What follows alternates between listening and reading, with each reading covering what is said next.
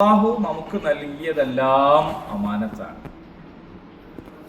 നമുക്ക് അല്ലാഹു നൽകിയ ആയുസ് അമാനത്താണ്. ശരീരം, സമ്പത്ത്, സന്താനങ്ങൾ, ഇണകൾ, മാതാപിതാക്കൾ, ബന്ധുക്കൾ, ഇതെല്ലാം അമാനത്താണ്. ഈ അമാനത്ത് ഏറ്റവും നന്നായിട്ട് സൂക്ഷിക്കുക, കേടുപാടുകൾ കൂടാതെ തിരിച്ചു കൊടുക്കുക. അതുകൊണ്ടാണ് ആത്മഹത്യ കുറ്റകരമാകുന്നത്.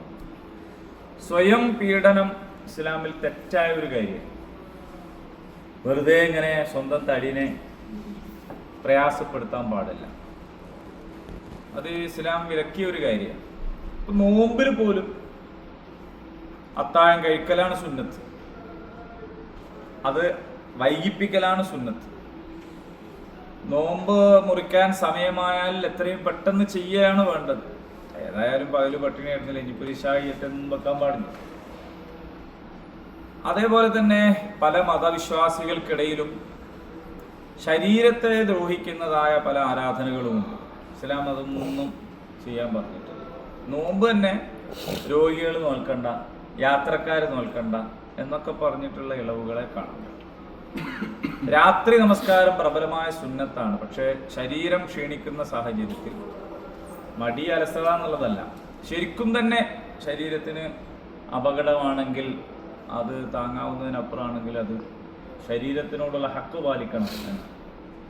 ഈ പോയി നിസ്കരിക്കും എന്ന് പറഞ്ഞ അതേ നബി എന്നെ നീ പോയി കിടന്നുറങ്ങും, എൻ്റെ ശരീരത്തോട് നിനക്ക് ഹക്കുണ്ട് എന്ന് ഇങ്ങനെ ഉറക്കം തൂങ്ങി പ്രയാസപ്പെട്ട് ആയിഷ ബീവി നിസ്കരിക്കുമ്പോൾ നബി പറഞ്ഞു. അപ്പൊ നമ്മളെ ശരീരത്തോട് നമുക്ക് ഹക്കുണ്ട്, അത് നമ്മൾ പാലിക്കണം. നമ്മുടെ ഇണകൾ എന്ന് പറയുന്നു, ഇന്നിപ്പോൾ നിങ്ങളെ പെണ്ണുങ്ങൾ വേറെയും വിളിച്ചത് എന്തിനാ വെച്ചാൽ ആ കാര്യത്തിലൊന്നും കൂടി കാര്യമായിട്ട് പറയാൻ വേണ്ടി അല്ലാഹു തആല ചെയ്തൊരു പണിയാണ് മനുഷ്യനെ ഇണകളായി സൃഷ്ടിച്ചു എന്നത്. നമ്മളാരും കണ്ടുപിടിച്ചതല്ല, നമ്മളാരും കണ്ടുപിടിച്ചതല്ല, മനുഷ്യന്മാരാരും ഉണ്ടാക്കിയതല്ല. അല്ലാഹു ആണ് ഇത് ചെയ്തത്. اتقوا ربكم الذي خلقكم من نفس واحدة وخلق منها زوجها وبث منهما رجالا كثيرا ونساء. അള്ളാഹിനെ സൂക്ഷിക്കാൻ അള്ളാഹ് പറയുമ്പോൾ ഇണകളായി നിങ്ങളെ സൃഷ്ടിച്ച അള്ളാഹിനെ സൂക്ഷിക്കണം. ഒരേ ഒരുത്തനിൽ നിന്ന് തന്നെ അതിൻ്റെ ഇണയെയും ആ ഇണതുണകളിൽ നിന്ന് ധാരാളക്കണക്കിന് സ്ത്രീകളെയും പുരുഷന്മാരെയും ലോകത്ത് വ്യാപിപ്പിച്ചവനാണ് നിങ്ങളുടെ റബ്ബ്. ആ റബ്ബിനോട് തഖ്വ കാണിക്കണം. ഇണകളാവണമെങ്കിൽ എന്താവണം? ഇണകളാവണമെങ്കിൽ എന്താവണം? നിങ്ങളൊന്ന് പറഞ്ഞു നോക്കും. ഇണകളാവണമെങ്കിൽ നിർബന്ധമായിട്ടും ആവേണ്ട ഒരു സംഗതിയുണ്ട്. എന്ന് പറയും, ഞാനാരും പറഞ്ഞേൽപ്പിച്ചിട്ടൊന്നുമില്ല, നിങ്ങളിതിനെ പറഞ്ഞു നോക്കും. ഇണകളാവണമെങ്കിൽ എന്താവണം? നിക്കാഹിക്കണം. ഇണക്കുണ്ടാവണം. പിന്നെ പെണ്ണാവണം. സ്നേഹം വേണം, കമ്മിറ്റ്മെന്റ് വേണം, പരസ്പര വിശ്വാസം വേണം, വിട്ടുവീഴ്ച വേണം, സ്ത്രീയും പുരുഷനുമായിരിക്കണം, ക്ഷമ വേണം.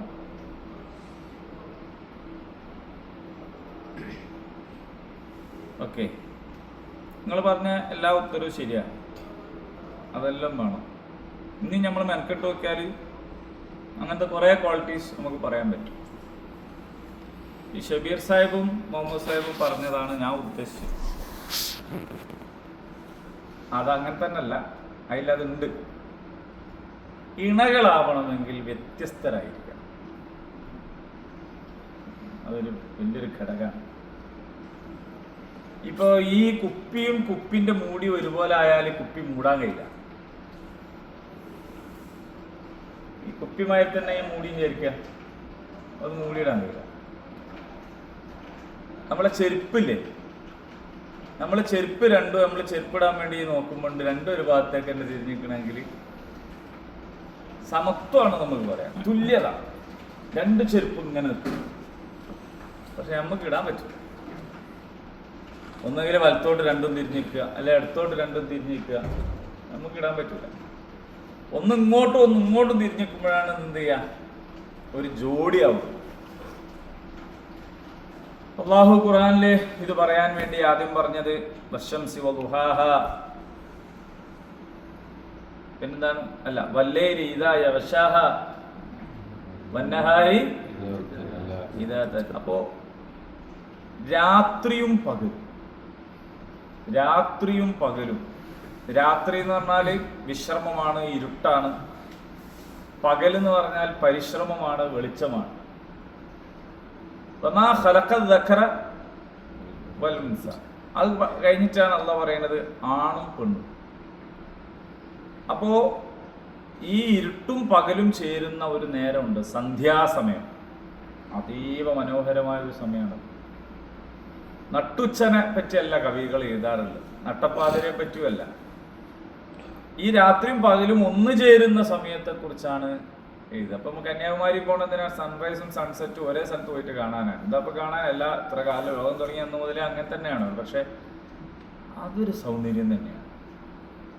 ഇതുപോലെ വ്യത്യസ്തരായ രണ്ടാളുകൾ ഒന്നായി ചേരുന്നു എന്നതാണ് ഇണകളാവുന്നു എന്ന് പറഞ്ഞാൽ.